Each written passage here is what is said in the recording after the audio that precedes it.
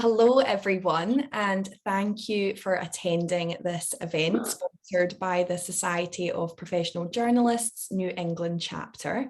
My name is Gabrielle Williamson, and I'm currently a freelance journalist based at BBC Scotland. I'm delighted to be joined here today with Laurent Richard, the founder and executive director of Forbidden Stories. Laurent is here to talk about the organisation, which is based in France and works to ensure that journalists under threat can secure their information. The group has collaborated on investigations with more than 60 news organisations and more than 150 journalists, all from 49 different countries and 5 continents since it launched in 2017.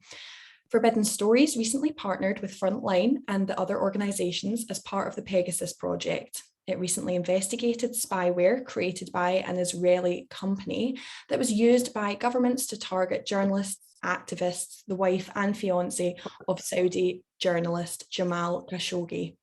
Laurent, thank you so much for joining us today. It's great to have you here with us. So to begin, Forbidden Stories' motto is "Killing the journalist won't kill the story." What inspired you to start this organisation, and how do you help journalists under threat? Yes, hello, Gabby, and thank you for having me. Well, the idea is quite simple. Our mission is to continue the work of assassinated, under threat, or jailed reporters, and to make sure that the people will get access to the critical information journalists were investigating, were working on. And when you look at for what kind of stories journalists have been killed, most of the time they have been killed for the same kind of stories because they were investigating environmental crimes, money laundering, corruption, human rights violation, so many stories, so crucial for the public interest, so crucial for the general interest. So this is our goal and our mission. We are just journalists. We are not doing any kind of advocacy. We are not an organization, a press freedom organization by itself. We are a collaborative outlet doing collaborative journalism to make sure that we can keep the stories alive. And all of this came after some 20 years and plus experience in reporting. I was, for a very long time, an investigative filmmaker. I'm still producing documentaries. I've been traveling in many countries where freedom of the press were really not existing at all, where I was investigating some stories that other local journalists can no longer investigate because it was too dangerous for them. And then I start having this idea about how, even in Azerbaijan, where I was investigating some stories where I was arrested there, but because I was French, I was just arrested for a few hours and then sent back to France and without any issues with that. But for the same kind of stories, some journalists like Khadija Ismailova or other ones was jailed. So I started thinking at that time about how journalists from democracies like from France or other countries can let the others benefit from our press freedom, and how to amplify or continue or keep asking the question that others can no longer ask. And then after that, what happened as well during the Charlie Hebdo attack on January 7, 2015, where the company I used to work were working close to in front of were showing the same floor of the Charlie Hebdo newsroom. And that day, I was not there during the attack. I arrived 2 minutes after the terrorists escaped the building, but I was really one of the first arriving on the Charlie Hebdo newsroom to trying to help with others, people who were surviving. So that event, that terrorist attack against journalists, cartoonists who were happening in my hometown in Paris, gave me the strength to think about what I can do as a journalist now after that, and what I can do as a journalist to keep stories alive of others, and how to do that in a very strict journalistic way. And so after that, in 2015, I applied for fellowship in the US, and to make it short, I was awarded the fellowship. I spent 1 year at the Knight Wallace University of Michigan, where I start from scratch the project Forbidden Stories. So fundraising, creating a team, and then we start our first project quite a few months later in 2017, when Daphne Caruana Galizia was killed. And so this is how it starts. And we start with 25 journalists from 18 years organization who were both united with the same goal. We will continue the work of a reporter who have been killed. Mm-hmm. So why is it so important to you that, you know, journalists' voices are heard? Why are you so passionate about it? Is it because, you know, the likes of the, you know, Charlie Hebdo attack? It's because of, we know what happened when we don't have any more journalism, information, access to information into some countries. We know how those countries are going into the darkness when you don't have any more freedom of the press. And so when you kill someone because he's a journalist, there are basically two victims: the journalist first, and the other victim is all of us, is the public opinion. We are missing the story, and we need that story, and we need the survivor of that story, because that story was about something crucial. This is precisely why the person was killed, because that was so crucial, because it was about organized crime group, about corruption, about the environmental crimes of that company who is polluting that lake, where fishermen are fishing, and so on. So we are in a period of time where you have a level of impunity that is so high in some countries where people are killing journalists in Mexico with a kind of guarantee that nobody will be caught after that. And we have to change that paradigm. And one way to do it is to change our way to address the issue. So far, one of the way was to, and it's a very efficient way actually, but to provide, of course, physical security to journalists, to provide them bulletproof vests, to exfiltrate them, to train them to be working in a more safe way. But what we are doing with Forbidden Stories is quite different. We try to think to adjust our process based on the mindset of the killers. The killers are killing journalists because of the story. So if we do ensure the survival of the story, it will make no sense at all to kill a journalist. And so this is why I think a killer, an organized crime group, a state, a businessman that is corrupted will be much more afraid of having his own crimes exposed on the front page of 21 newspapers versus having a statement from an NGO asking to end the impunity in this country. And so I think this is why protecting the stories is very crucial. Ensuring the survival of the stories is very crucial. Mm-hmm. Yeah. And just obviously kind of touching on the Charlie Hebdo attack. I mean, in 2015, you were working kind of near the offices when 12 people, including 8 journalists, were killed. You know, from I suppose a kind of personal perspective, I mean, what was that like? How did that make you feel? And especially, as you said, you know, with it being in your kind of hometown, how was that? Yeah. I was lucky because I arrived after the attack. I arrived after 2 minutes after the terrorists escaped the attack. So I was not inside the building where the terrorists were shooting at the Charlie Hebdo team. So I arrived in the street some few minutes after, and I didn't understand what happened actually, because I saw one man who was already dying on the was the guy who was a technician of the building, and then I went to the second floor where my company is based, my former company was based, and where Charlie Hebdo was based. And in the corridor, I didn't see anything strange. And then with another person, with Patrick Pelou, we opened the door of the Charlie Hebdo.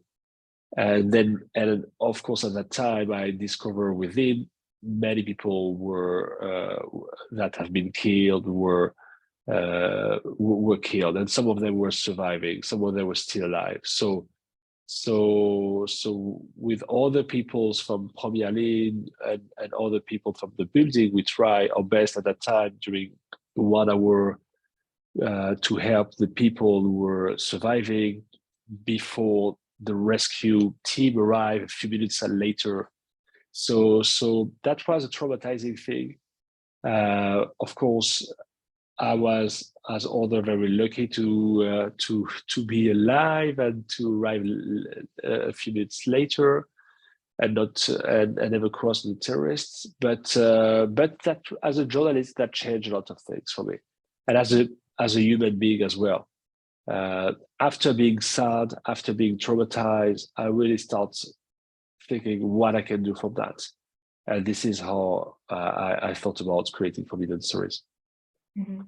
I guess that's, I suppose, what's so empowering about it. In life, you go through these very awful and traumatic things, but I suppose it's what you do with it afterwards and to make a difference. And I think that's, like you said, the kind of thought process behind Forbidden Stories, obviously, with that attack happening. So yeah, that's really interesting, and obviously just from coming from something that was so devastating and so horrible as well.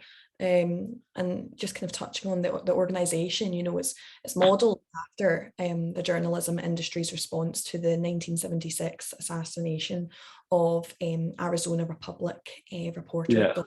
Wallace. Can you tell us just a bit about that, just to kind of elaborate? Yeah, so I think that so when I start thinking about Forbidden Stories, I immediately start searching about other initiatives of that kind, where you have some collaboration between journalists finishing the work of another one. And I immediately saw and read and learn. I was very passionate about the Don Bolles project, where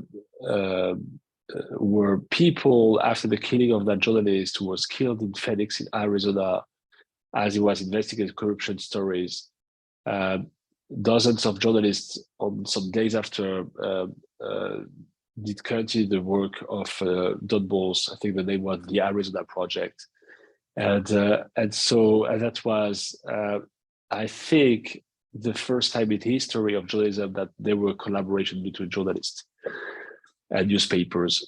So after that, other organizations like OCCRP did some project of that style, like the Khadija project. When Khadija Ismailova was jailed, they were continuing the work of Khadija. Abraji, an organization in Brazil, through the Tim Lopez program, is also continuing the work of journalists in Brazil who have been killed.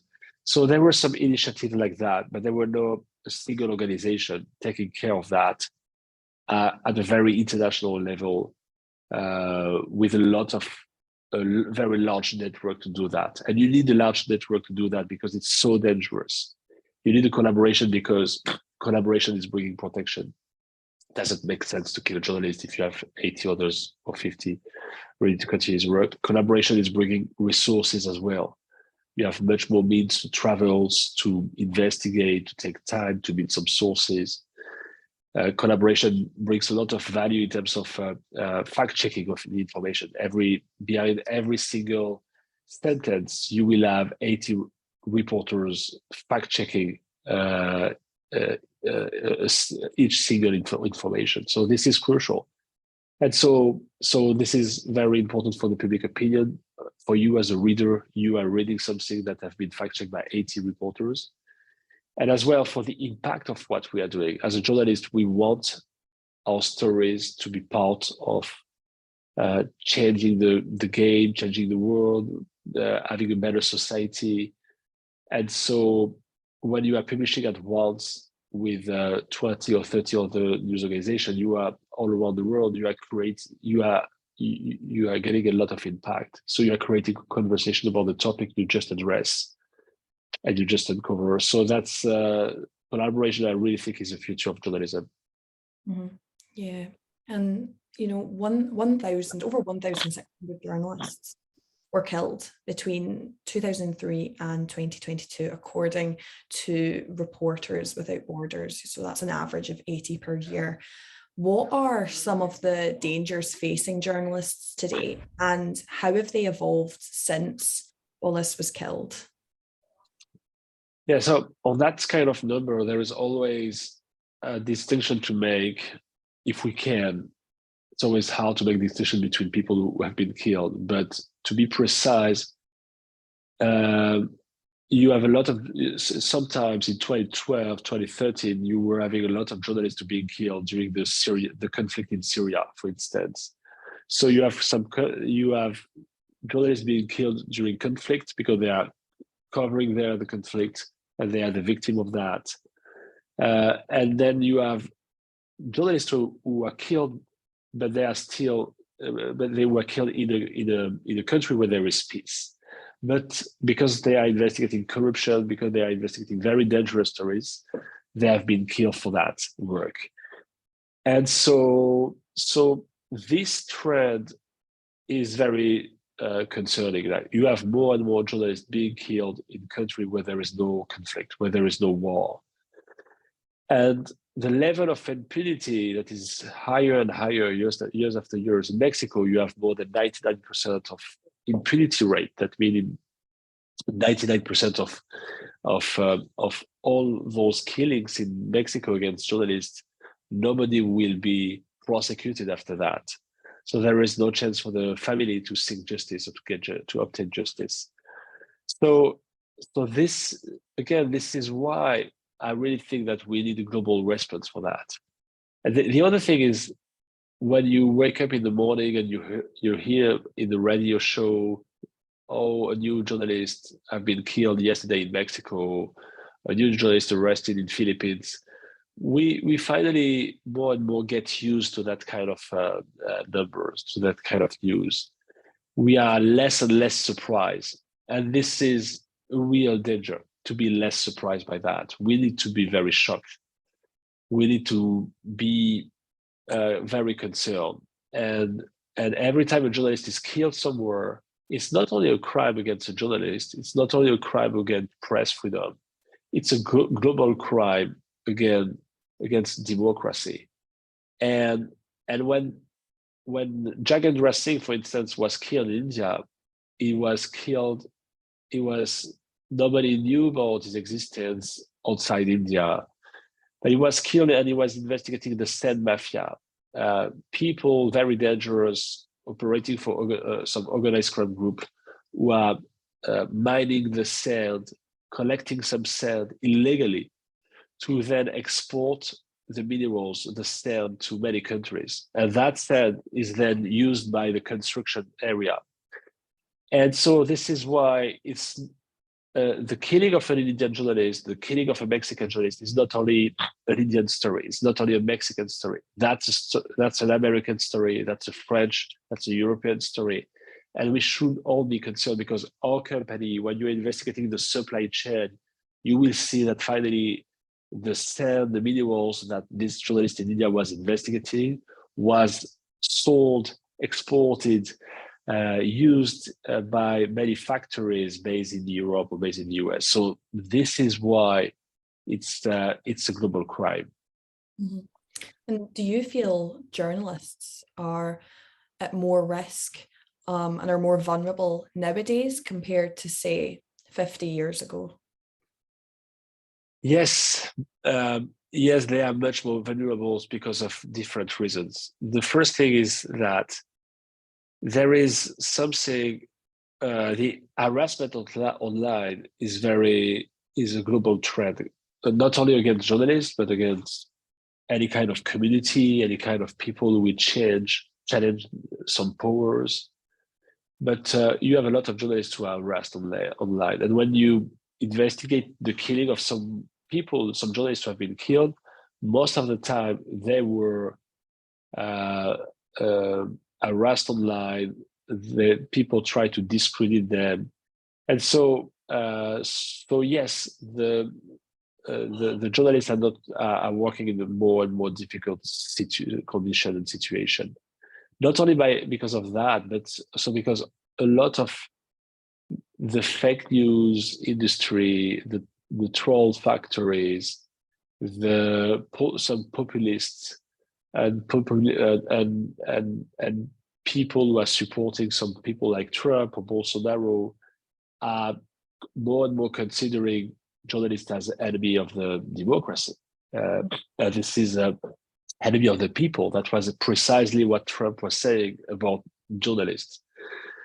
And so when you have these high-level figures, head of state, considering journalists as enemy of the people, you are creating a lot of violence. You are enabling a lot of violence, and you are greenlighting a lot of violence against the journalists. And not only in the US, but all the tyrants and dictators who can show to their local opponents who are in their cells, in their jails, look at what Trump is saying about the journalists in America, and America is a democracy. So if we can say that in a democracy, of course, we can say that here in Azerbaijan or in other countries. So it's that kind of perception of who we are as a journalist, for who we are working for, the full discredit that politicians and many others or companies are trying to put on us by attacking us, by discrediting, by harassing online journalists is really something very concerning for democracies. And there is this is why collaboration again makes sense, because all of this is very global, so we need to have a global response to that. Yeah, and I mean, among those, 1,600 journalists that were killed between that time period that I mentioned, a prominent figure was Saudi journalist and Washington Post columnist Jamal Khashoggi, who we now know was being tracked by the Pegasus spyware through his relatives. When did you first learn about Pegasus, and how did the investigation start?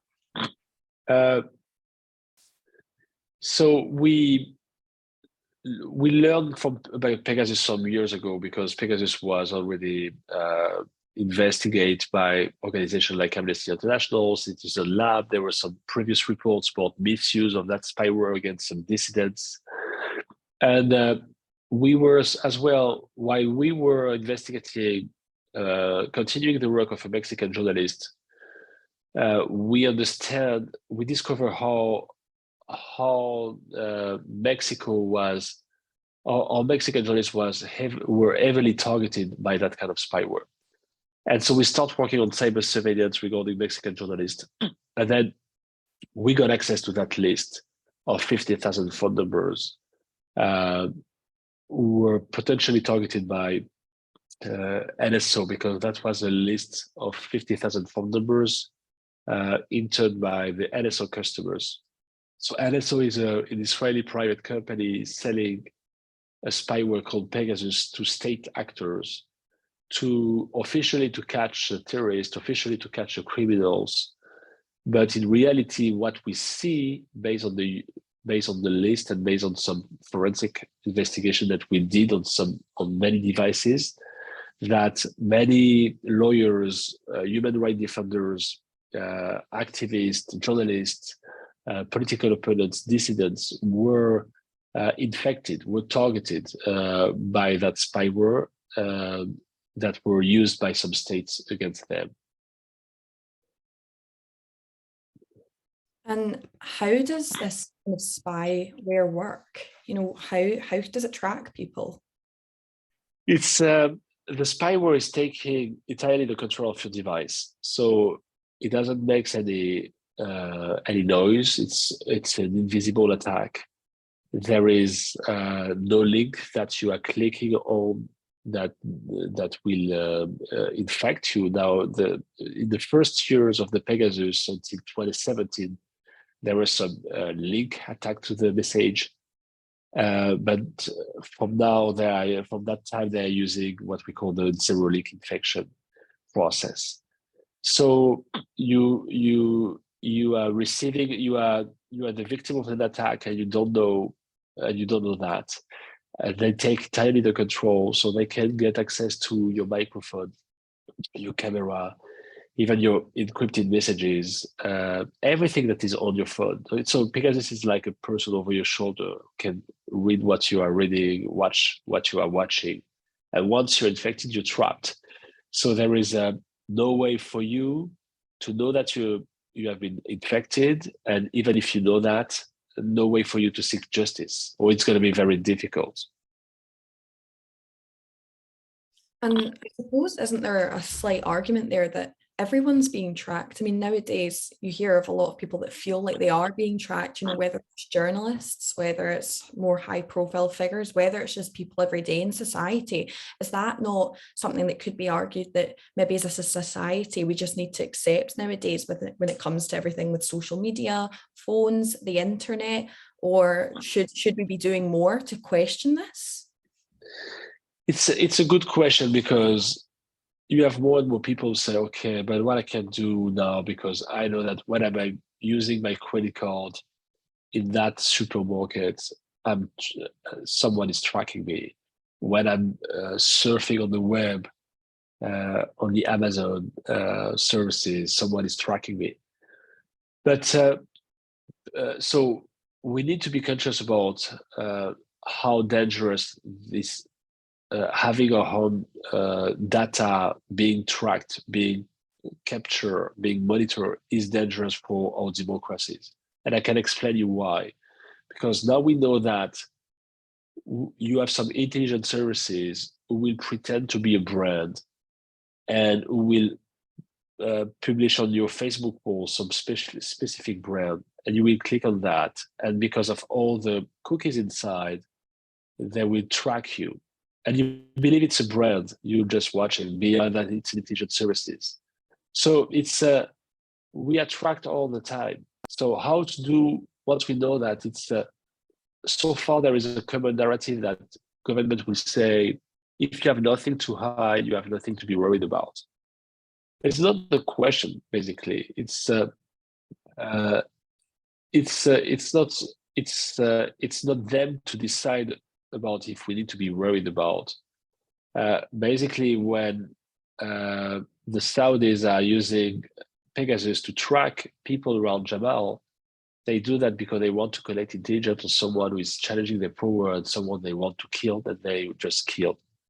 So it's so there is a huge difference, of course, between a Pegasus attack and having some data being collected by some company. But we know what is at risk. You know the scandal of Cambridge Analytica.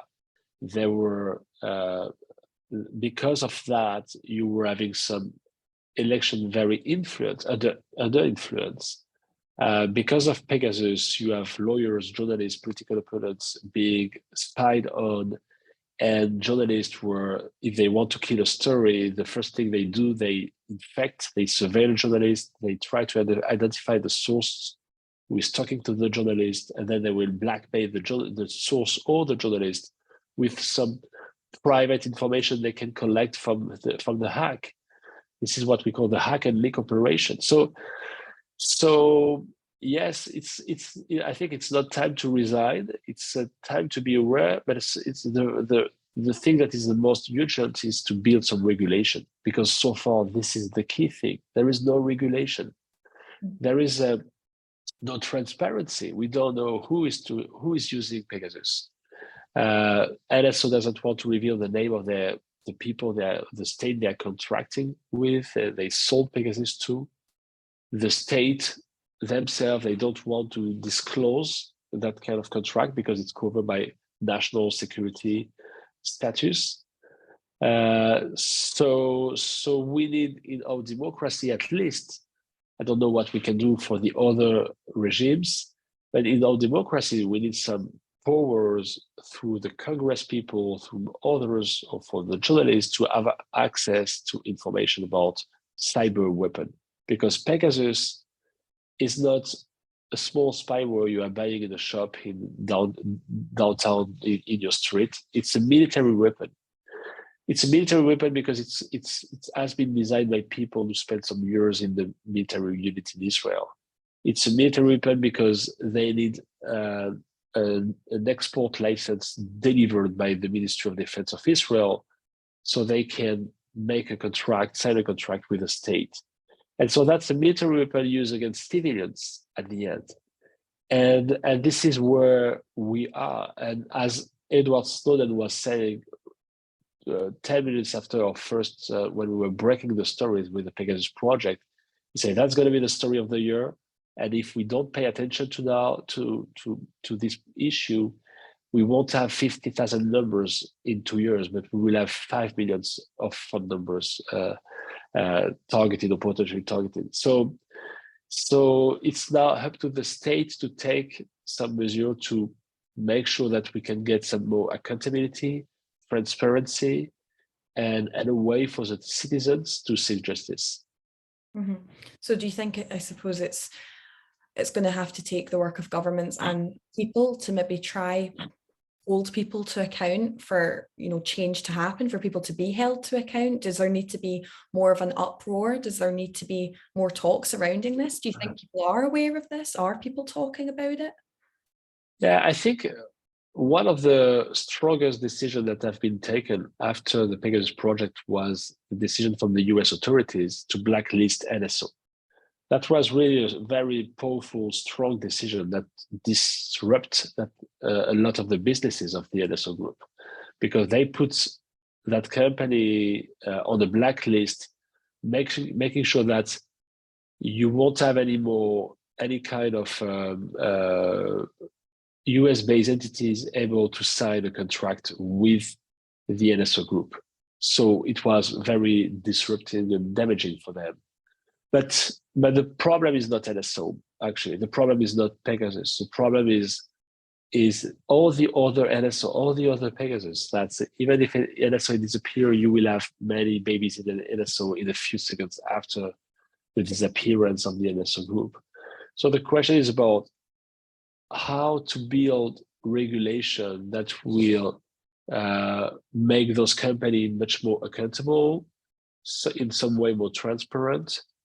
How, if your country is using Pegasus, who from your country will be in charge of controlling that there is no misuse of the spyware, that this spyware is used as it should be used to prevent terrorist attack, to catch criminals. So, and the question is not about having a ban on spyware. I think that in our democracies, we need interception tools to if we have interception tools to prevent terrorist attack, of course we should use that. The question is not about do we need some guns. It's more about who is controlling the sale of the gun, and can you sell a gun to someone that you know that is a serial killer. When you are selling spyware to the Saudi Arabia, you can easily guess and imagine, assume that the spyware will be used against the dissidents. So the fact that it was okay and legally possible to do that kind of contract is, for me, an issue. Mm-hmm. Yeah. Yeah, it's really, really interesting. And like you said, a lot of it is built on trust and whether you can trust who has it. And I suppose from a journalist perspective, what can journalists do to protect themselves from this spyware and, watching over them, I suppose? It's a good question, because we are some citizens, so we don't have a lot of financial means to have many funds, but there is still some solutions. There is still some behavior that we should have. There is still some. So the first thing to do is to assume that nothing is 100% safe. To know that from the beginning. Like, we know that an application that is in a messaging application that is encrypted today, fully encrypted, fully safe today, might be hacked tomorrow. So we have to know that, to understand that. The other thing is to sometimes use computers or phones without SIM cards, without elements that can help the people to track you, or to use tails, or to use environment where open source, where you can stay a little bit more under the radar. So there is different tools. Freedom of the Press Foundation, based in the US, is providing a lot of tools, the secret drop, to make sure you can communicate safer. You can use Signal, which is great. You still have to delete your messages, or to have some auto delete function in place. You have, I think as a journalist, our first responsibility is even not to think about ourselves, but to think about the people who are reaching out to us, to make sure that we, even in their first approach, when they are approaching us, we are not endangering them. So this is a huge responsibility we have, that because every time, most of the time, the journalist will, even if you are sued by a company because you are in possession of documents you should not be, you will be protected by if you're living in France or in the US, by strong regulation protecting press freedom. But for the sources, it could be more complicated. The person will lose a job.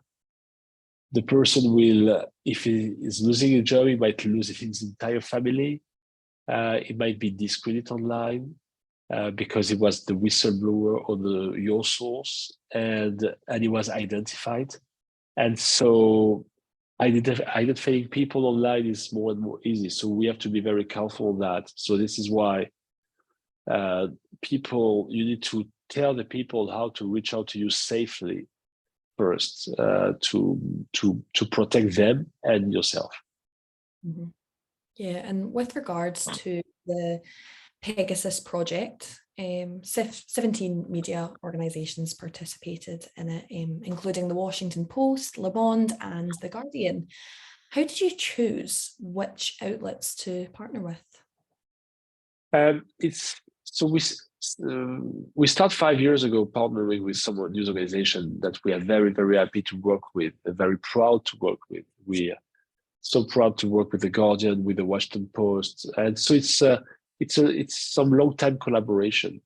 But on every project we are adding new members, new partners, because we choose people based on the fact that they believe in collaborative journalism. They believe that we should be united when it's about stories that are so global, so relevant for the general interest. So sometimes it could be difficult to share your findings, to share your sources with others. But this is our only way to succeed in very complex investigation and on a large scale. So we discuss with partners. We try to be as diverse as possible, not to have only the biggest players, but also to have small news outlets will bring strong expertise. And that's about that. That's about recruiting people with different talents from different areas where they have their own expertise. And that's how you are setting up every time for each project a dream team. Mm-hmm. And you also partnered with Amnesty International on this project. What role did you play? And have you partnered with non-journalism organizations before? Yeah, that was our first time we were partnering with a non-journalistic organization. And Amnesty International Security Lab did play a very big role in that, of course, in that project. They were having access to the data lake as us. They were having the knowledge we didn't have at all. They were the experts on the Pegasus spyware. They were investigating for years how the Pegasus the spyware was taking the control. So they were having a lot of technical information.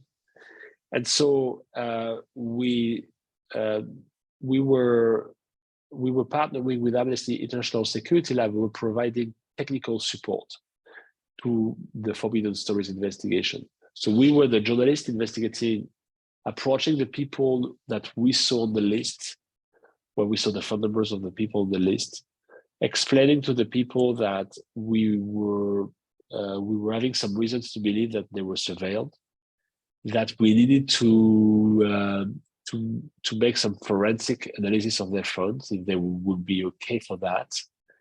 And then we were doing that with Amnesty International Security Lab. We were analyzing the phones of the victims, and then they were able to find traces of infection, which is really they play a very big role, very important role, because not only they found traces on some device, but they made public the methodology to do to do so. So every citizens in all over the planet, when we were publishing the project, thanks to Amnesty International, were able to run some forensic on their own device to see if they were infected by Pegasus.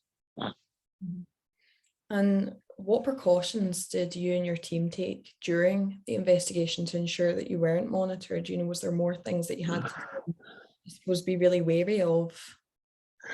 Yeah, I cannot reveal precisely what we were using, but we were helped on that point by Amnesty International Security Lab. We did set up a protocol, communication protocols, where we were using all the devices and phones to communicate. I cannot really reveal, but since we were investigating surveillance companies and intelligence services from states that are very equipped and dangerous, we were very careful. So we were, and which is not easy to work with 80 journalists trying to be under the radar for 6 or 7 months. It's quite complicated, but I guess we did it quite well. Mm-hmm. Yeah, and just going back to Forbidden Stories, I mean, what's the reaction been like from people? What have you heard from people? What's their thoughts been? What have the kind of comments been? About Forbidden Stories or about the Pegasus project? About Forbidden Stories, just kind of going back to that. Yeah, but I think a lot of people, the concept of Forbidden Stories is quite simple. And so some people told me why it was not existing before. And I really, and so people as well, I think understand that when we are teaming up like that between journalists, we can restore as well the trust between public opinion and journalism. When you see that we are not working for some kind of hidden agenda, some private interest, that we're able to team up when it's really important, I think it's good for the perspective, for the understanding of what journalism is about. Mm-hmm. And yes, so this is of course about why it's something that is very challenging for us as an organization, that everything that we are doing is very dangerous. Every time we are starting a project, one person has been killed and the killer is still free. And we are a non-profit, so we rely on donations. And a part of my job is to raise funds. And now every time a journalist is killed, people are reaching out to us. And we need to be able to employ more reporters.